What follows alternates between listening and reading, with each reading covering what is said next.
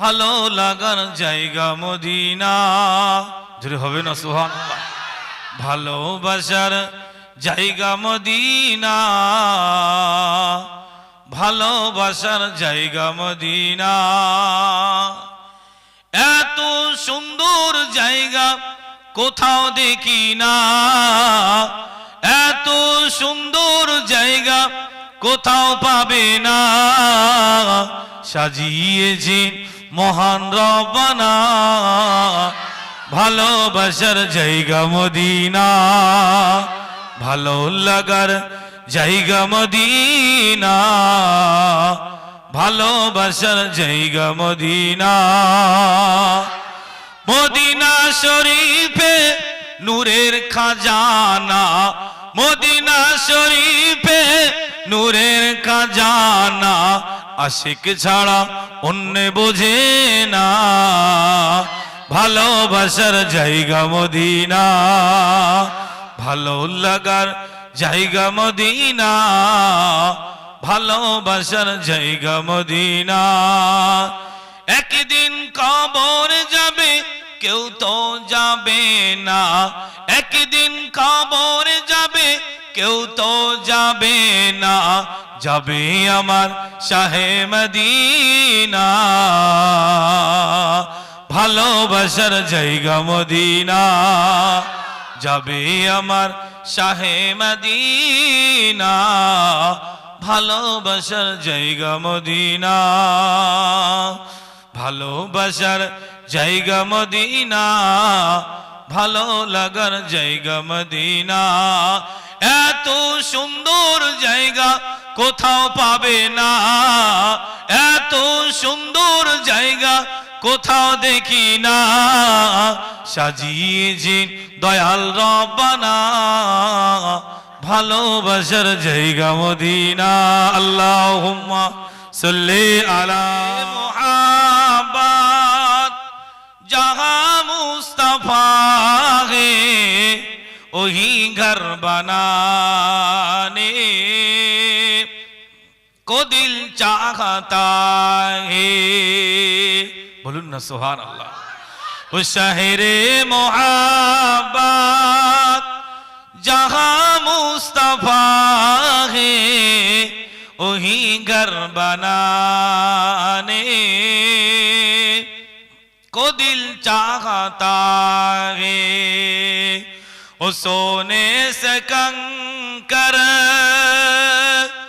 वो सोने से कंकर, वो चांदी से मीठी नजर में बसाने को दिल चाहता है। बोलूं ना सुभान अल्लाह। वो शहरे मोहब्बत जहां मुस्तफा है वही घर बनाने को दिल चाहता है। जिहादे मोहब्बत की आवाज गूंजी कहाँ हम जलाने ए दुल्हन से अपनी।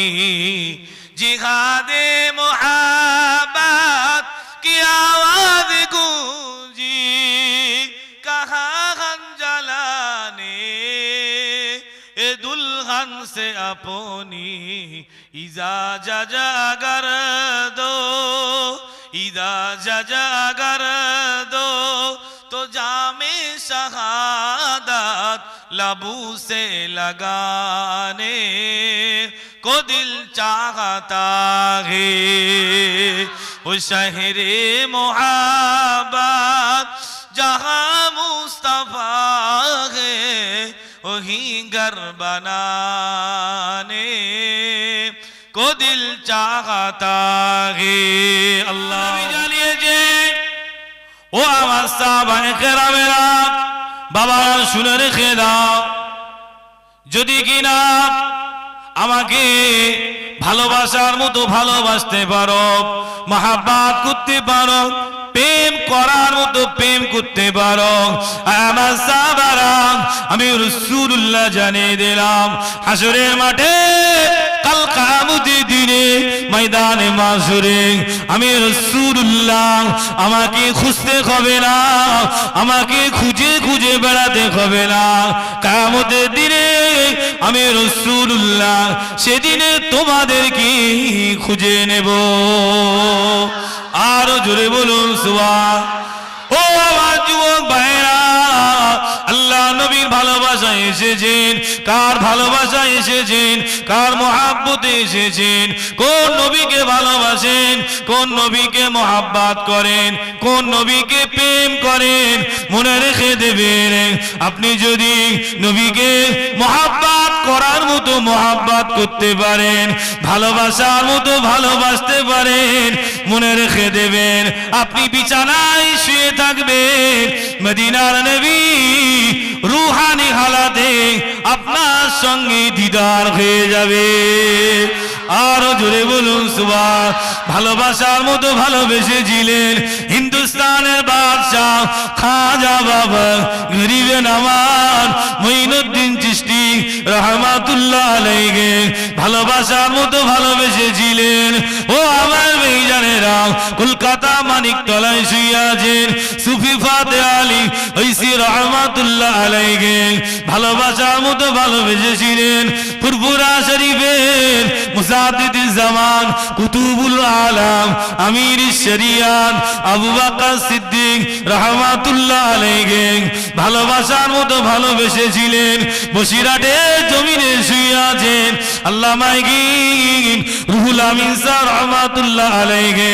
ভালোবাসার মতো যারা ভালোবেসেছিলেন, প্রেম করার মতো প্রেম করেছিলেন, তাদের যখন মনে হতো খাজা গরিবে নামাজের যখন মনে হতো আল্লাহ পাক আপনার হাবিবকে আমি একটু দেখতে চাই, আপনার নবীকে একটু দেখতে চাই, এই আশা জাগা, এই আশা অন্তরে জাগার সঙ্গে সঙ্গে আল্লাহর নবী মদিনা শরীফ থেকে রূহানি হালাতে এসে খাজা গরিবে নামাজের সম্মুখে দাঁড়িয়ে যেতে। আরো জোরে বলুন সুবহান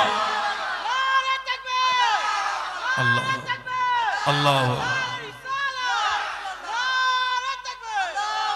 এনারা ভালোবাসার মতো ভালোবেসেছিলেন, মহাব্বত করার মতো মহাব্বত করেছিলেন।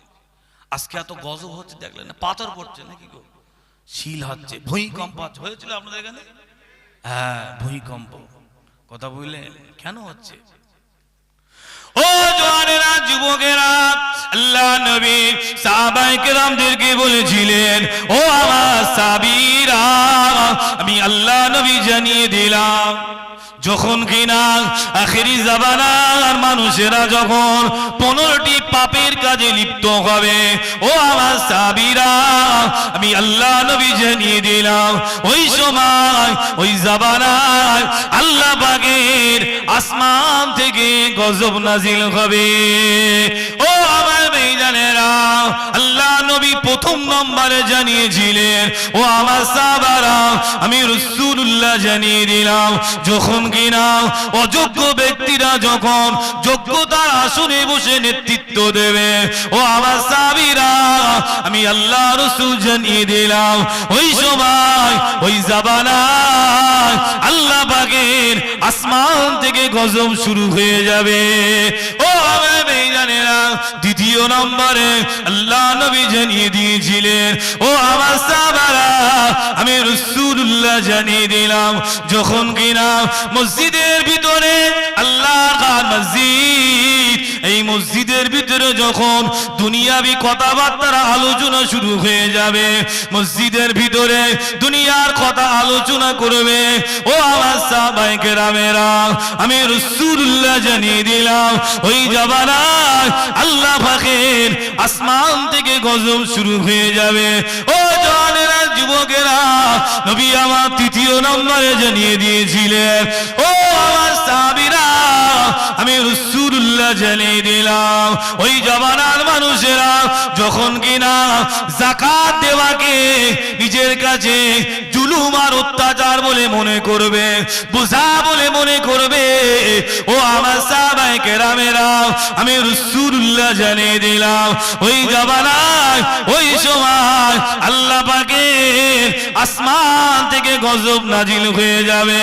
ও আমার সাহাবায়ে কেরামেরা আমি রাসূলুল্লাহ জানিয়ে দিলাম যে জামানায় দেখা যাবে গ্রামের মোড়ল মাতব্বরেরা গ্রামের মোড়ল মাতব্বরেরা গরিব মানুষ অসহায়দের মাল লুটপাট করে খাবে। ও আমার সাহাবায়ে কেরামেরা আমি রাসূলুল্লাহ জানিয়ে দিলাম ওই জামানায় আল্লাহ পাকের আসমান থেকে গজব শুরু হয়ে যাবে। আমি কটা বললাম? কটা? চারটে বললাম। চারটে আগে হোক নাকি গো? আচ্ছা সেই জবানে আছি তো আমরা নাকি গো? জবানে এখনো বাকি আছে। হ্যাঁ, অযোগ্য ব্যক্তিরা যখন যোগ্যতার আসনে বসে নেতৃত্ব দেবে, সাহাবারা শোনো, ওই জবানায় ওই সময় আল্লাহর আসমান থেকে গজব অটোমেটিক নাজিল হবে। কথা বুঝলেন? ও আমার ভাইজানেরা, আল্লাহ নবী সাহাবী মুসলিম জানের দ্বিতীয়তম খলিফা হযরত ওমর ফারুক রাদিয়াল্লাহু তাআলা আনহু, যে ওমর সম্পর্কে আল্লাহ নবী জানিয়ে দিয়েছিলেন আনা খাতামুন নবিয়িনা লা নবিয়্যা বা'দি, আমি হলাম শেষ নবী। ও আমার সাহাবায়ে কেরামেরা আমার পরে আর কোন নবী আসবে না। আমার সাহাবারা আল্লাহ পাক আল্লাহ তাআলা আমাকে শেষ নবী করে পাঠিয়েছেন, আখিরি জামানা নবী করে পাঠিয়েছেন। ও আমার সাহাবী কেরামেরা আমি রাসূলুল্লাহ জানিয়ে দিলাম আমি হলাম শেষ নবী। নবুয়াতের দরওয়াজা বন্ধ হয়ে গিয়েছে। আল্লাহ পাক আর কোন নবী কোন রাসূলকে আল্লাহ পাক পাঠাবেন না। তবে আল্লাহ পাক যদি কিনা আমার পরে কাউকে নবী করে পাঠাতেন, রাসূল করে পাঠাতেন, লাউ কানা বাদি নবিয়ুন লাকানা উমর নবিয়্যা, আল্লাহ পাক আমার সাহাবী ওমরকে আল্লাহ পাক নবী করে পাঠাতে। আর জোরে বলুন সুবহান। ও আমার ভাইজানেরা, নবী আমার দিন দুনিয়ার বাদশাহ হাবিবুল্লাহ নবী জনাবে মুহাম্মদুর রাসূলুল্লাহ সাল্লাল্লাহু আলাইহি ওয়াসাল্লাম নবী আমার সাহাবায়ে কিরামদেরকে বলেছিলেন, ও আমার সাহাবীরা আমি রাসূলুল্লাহ ডান দিকে তাকালে যতটা দেখতে পাই আমি রাসূলুল্লাহ, বাম দিকে তাকালে ততটা দেখতে পাই আমি রাসূলুল্লাহ, নিচেই তাকালে যতটা দেখতে পাই আমি রাসূলুল্লাহ, উপরে তাকালে ততটা দেখতে পাই। আর জোরে বলুন সুবহান। ও আমার ভাইজানেরা, আল্লাহ নবী জানিয়ে দিয়েছিলেন রাআইতু উমারা ইয়াসিরু ফিল জান্নাহ। ও আমার সাহাবীরা আমি রাসূলুল্লাহ আমি আমার চামড়া চোখে দেখেছি, আমি আমার নিজে চোখে দেখেছি। রাআইতু উমারা ইয়াসিরু ফিল জান্নাহ, আমার সাহাবী ওমর আল্লাহ পাকের জান্নাতের ভিতরে বিচারণ করছে। আর জোরে বলুন সুবহান।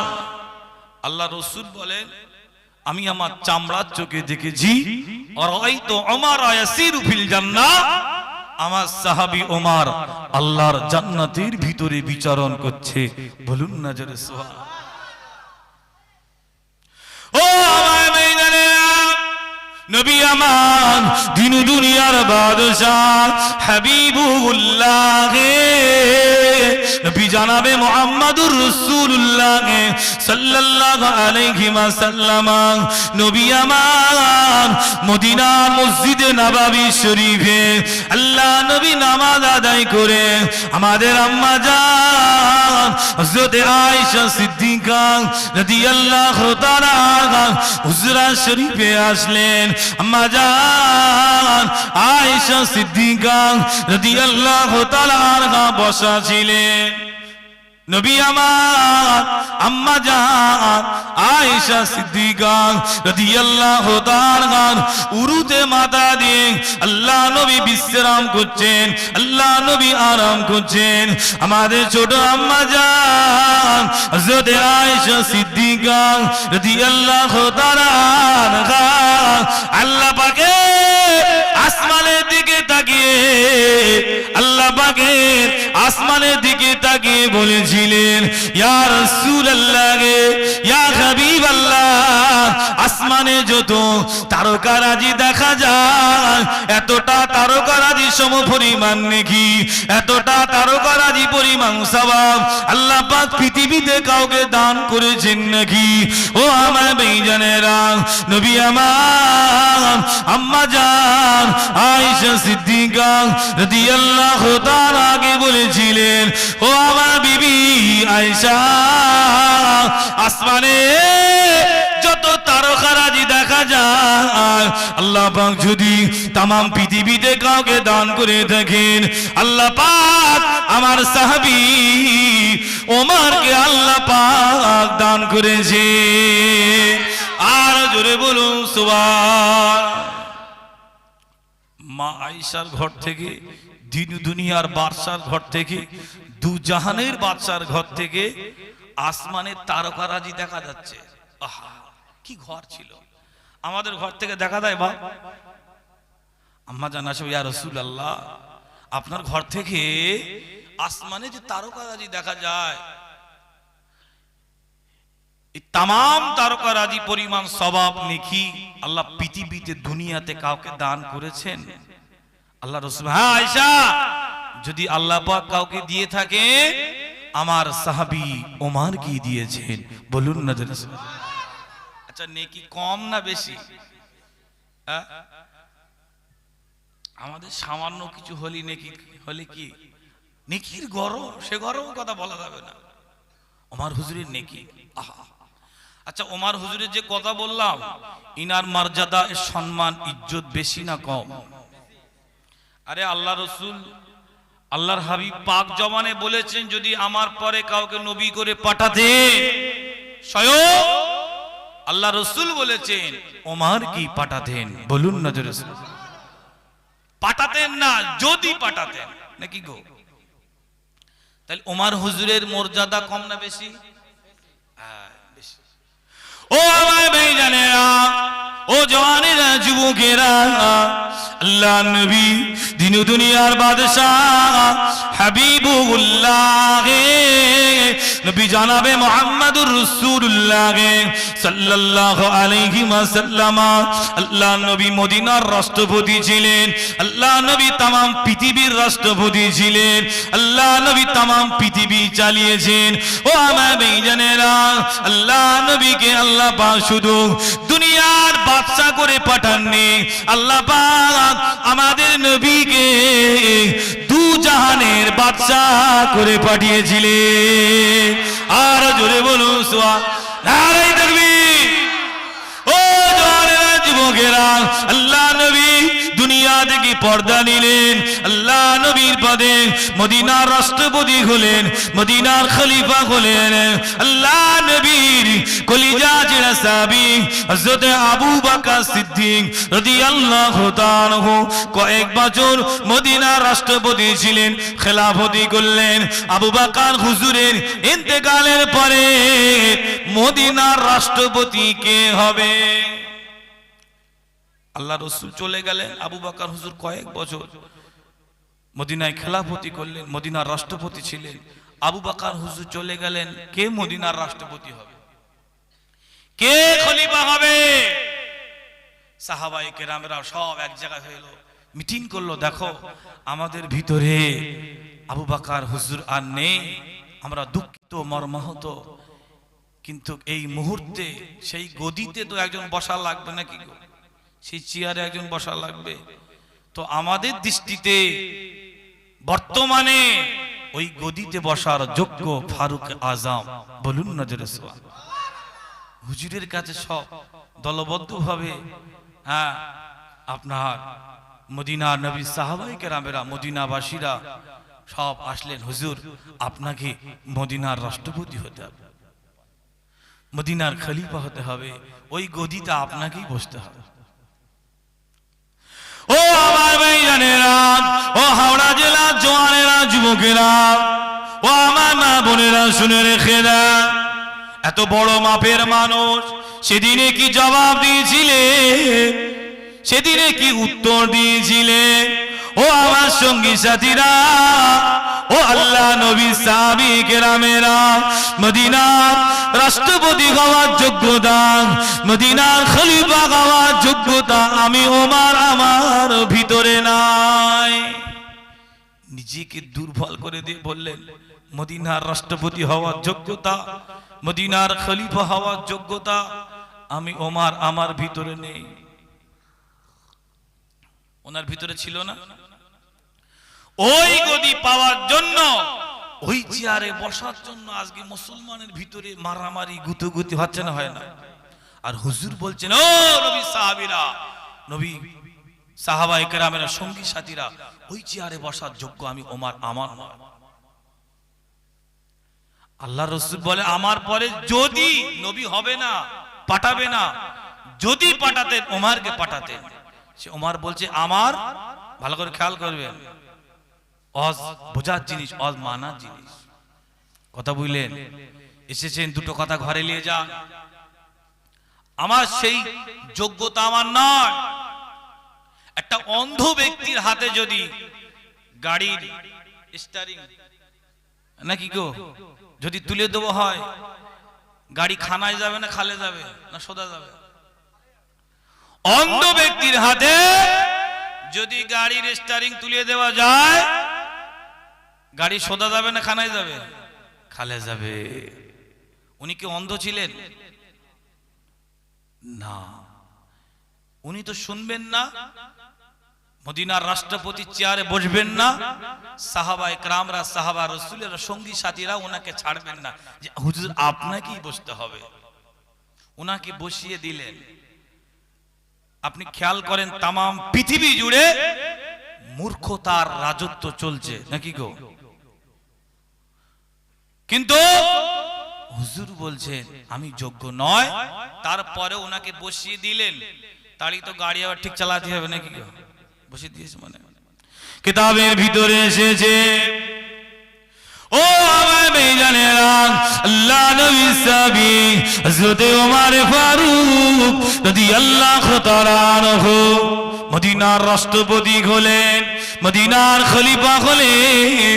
গভীর রাত, নিশুদি রাত, তাহাজ্জুদের রাতে আল্লাহ নবী সাহাবী, মুসলিম জানেন দ্বিতীয়তম খলিফা হযরত ওমর ফারুক রাদিয়াল্লাহু তাআলা আনহু, মদিনার রাষ্ট্রপতি হযরত ওমর ফারুক রাদিয়াল্লাহু তাআলা আনহু তাহাজ্জুদের রাতে, তাহাজ্জুদের সময় মদিনার মসজিদে নববী শরীফে প্রবেশ করে তাহাজ্জুদের নামাজ পড়ে জজ্জার জজ্জার জজ্জার করে কাঁদেন।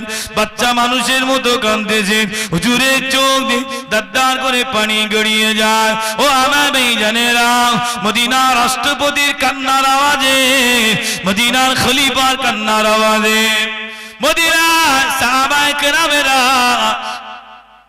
হুজুরের সঙ্গী সাথীরা সব ছুটে এসেছে।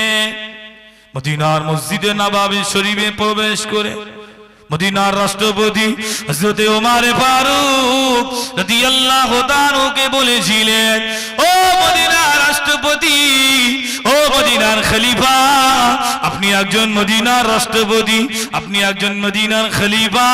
মদিনার সমস্ত ঘরের দরজা বন্ধ হয়ে গিয়েছে, মদিনার সমস্ত ঘরের জানলাগুলো বন্ধ হয়ে গিয়েছে, মদিনার সমস্ত মানুষেরা সব ঘুমিয়ে গিয়েছে, নীরব হয়ে গিয়েছে। এই সময় এই তাহাজ্জুদের রক্তে আপনি কেন মদিনার মসজিদে নববী শরীফে বসে বসে কচি বাচ্চার মতো কেন কাঁদতেছেন? সেদিনে মদিনার রাষ্ট্রপতি, মদিনার খলিফা হযরত ওমর ফারুক রাদিয়াল্লাহু তাআলা কি জবাব জবাব দিয়েছিলেন, ও আমার সঙ্গী সাথীরা, ও আল্লাহ নবী সাহাবায়ে কেরামেরা, ও মদিনাবাসীরা শুনে রেখে দাও, আমি ওমর এখন মদিনার রাষ্ট্রপতি, আমি ওমর এখন মদিনার খলিফা। আমার রাজত্বকালে, আমার খেলাফত কালে যদি কিনা পুরা নদীর কুলে যদি কিনা একটা জানোয়ার যদি পিপাসায় মারা যায়, কিয়ামতের দিনে ময়দানে মাশরে মদিনার রাষ্ট্রপতি ওমর আল্লাহ পাকের আদালত থেকে ছাড়া পাবে না। জোরে বলো, ও আমার সঙ্গী সাথীরা, ও আল্লাহ নবী সাহাবায়ে কেরামেরা, আমি ওমর এখন মদিনার রাষ্ট্রপতি।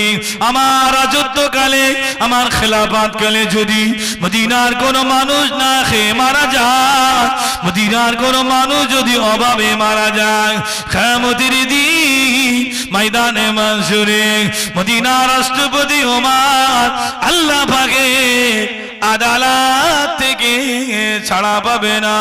জোরে বলো, কেমন মদিনার রাষ্ট্রপতি হয়ে কেমন চিন্তা ভাবনা, কেমন মন মানসিকতা।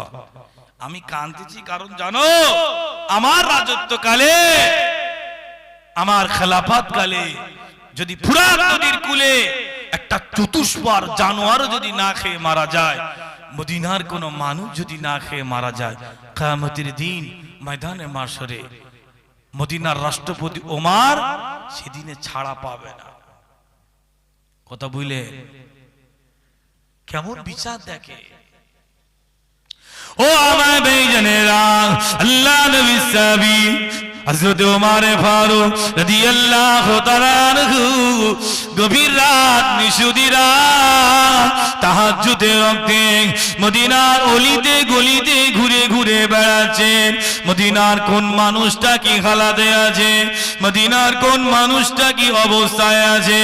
মদিনার রাষ্ট্রপতি হযরত ওমর ফারুক রাদিয়াল্লাহু তাআলা আনহু মদিনার অলিতে গলিতে ঘুরে ঘুরে বেড়াচ্ছেন। দেখা যায় মদিনার রাষ্ট্রপতির কানে একটা কচি বাচ্চার কান্নার আওয়াজ ভেসে আসে। মদিনার রাষ্ট্রপতি হযরত ওমর ফারুক রাদিয়াল্লাহু তাআলা থমকে দাঁড়িয়ে গেলেন। এই গভীর রজনীতে, গভীর রাতে কচি বাচ্চার কান্নার আওয়াজ, কি ব্যাপার? থমকে দাঁড়িয়ে গেলেন, দেখলেন দুটো বাচ্চা অঝর নয়নে কাঁদতেছে, আর মাকে বলছে, মা খেতে দিন, মা ক্ষুধার জ্বালা যন্ত্রণা সহ্য করতে পারি না। ও আমার ভাইজানেরা, মদিনার রাষ্ট্রপতি হযরত ওমর ফারুক রাদিয়াল্লাহু তাআলা দরজা দাঁড়িয়ে গিয়ে সালাম দেন, আসসালামু আলাইকুম ইয়া আহলাল বাইত। ঘরে দরজা খুলে গেল। মদিনার রাষ্ট্রপতি হযরত ওমর ফারুক রাদিয়াল্লাহু তাআলা ঘরের ভিতর প্রবেশ করে দেখেন দুটো বাচ্চা আল্লাহর জমিনে লুটোপুটি খা, বাচ্চাদের চোখ দিয়ে দাঁড় করে পানি গড়িয়ে যায়। ও ভাইজানেরা, মদিনার রাষ্ট্রপতি হযরত ওমর ফারুক রাদিয়াল্লাহু তাআলা বলেছিলেন, ও মা মদিনার রমণী, কচি বাচ্চাদের কেন কাঁদাচ্ছেন মা? কচি বাচ্চাদের কেন ক্ষুধার্ত রেখেছেন মা? মদিনার রমণী বলেছিলেন, ও আল্লাহ পাকের বান্দা, আজ কয়েকদিন হয়ে গেল আমার স্বামী দুনিয়া থেকে বিদায় নিয়ে চলে গিয়েছে, দুটো বাচ্চা রেখে গিয়েছেন, ঘরে যা খাওয়া ছিল সব ফুরিয়ে গিয়েছে। ও আল্লাহ পাকের বান্দা, মা হয়ে বাচ্চাদের মুখে কিছু খাবার দেব, এমন কোনো খাবার নাই। সেই জন্য মা হয়ে বাচ্চাদের কান্না সহ্য করতে না পেরে উনানের উপরে খাড়ি পাতিল আর কিছু পাথর আমি চাপিয়ে উনানের উপরে বসিয়ে দিয়েছি। খাড়ি একটা হাঁড়ি পাতিল, তার ভিতরে কিছু পানি পাথর দিয়ে উনানের উপরে বসিয়ে দিয়েছি। বাচ্চাদের কান্না থামানোর জন্য কচি এখনই রান্না হয়ে যাবে, রান্না হয়ে গেলে তোমাদের খেতে দেব। কথা বুঝতে পারেন? হযরত ওমর ফারুক মদিনার রাষ্ট্রপতি, হযরত ওমর ফারুক রাদিয়াল্লাহু তাআলা আনহু মদিনার রমণীর কথা শুনছিলেন। আর মদিনার রাষ্ট্রপতি হযরত ওমর ফারুক রাদিয়াল্লাহু তাআলা চোখ দিয়ে দাদা দাদা দাদা করে পানি টোসা গড়িয়ে যায়। ও মা মদিনার রমণী, আপনি এত অভাবে আছেন, আপনি এত কষ্টে আছেন, আমার রাজ দরবারে কেন জানালেন না মা? ও মা মদিনার রমণী, কচি কচি বাচ্চা না খেয়ে যদি মারা যেত, কচি কচি বাচ্চা যদি খোদার জ্বালায় মারা যেত, কিয়ামতের দিন মদিনার রাষ্ট্রপতি ওমর আল্লাহ পাকে আদালত থেকে ছাড়া পেত না। ও মা মদিনার রমণী, একটু ধৈর্য ধরুন মা। ফারুক আযম রাদিয়াল্লাহু তাআলা ছুটে ছুটে রাজ দরবারে গিয়ে এক বস্তা আটা নে, আটার বস্তা মাথায় নিয়ে পিটিয়ে নিয়ে ছুটে ছুটে মদিনার রমণী গরিব দুঃখীদের বাড়ি পৌঁছে দিয়েছিলেন। জোরে বলুন সুবহান। ও মা মদিনার রমণী, এই আটা দিয়ে গেলাম, কিছু খাবার দিয়ে গেলাম মা। খাবার যখন ফুরিয়ে যাওয়ার উপক্রম হবে, আমার রাজ দরবারে খবর দেবে। আমি মদিনার রাষ্ট্রপতি ওমর আটার বস্তা মাথায় নিয়ে পিটি করে বয়ে বয়ে আপনার বাড়িতে পৌঁছে দেব। জোরে বলুন, আর জোরে বলুন সুবহান। ওহ, কেমন রাষ্ট্রপতি ছিলেন গো, কেমন খলিফা ছিলেন, কেমন নেতা ছিলেন।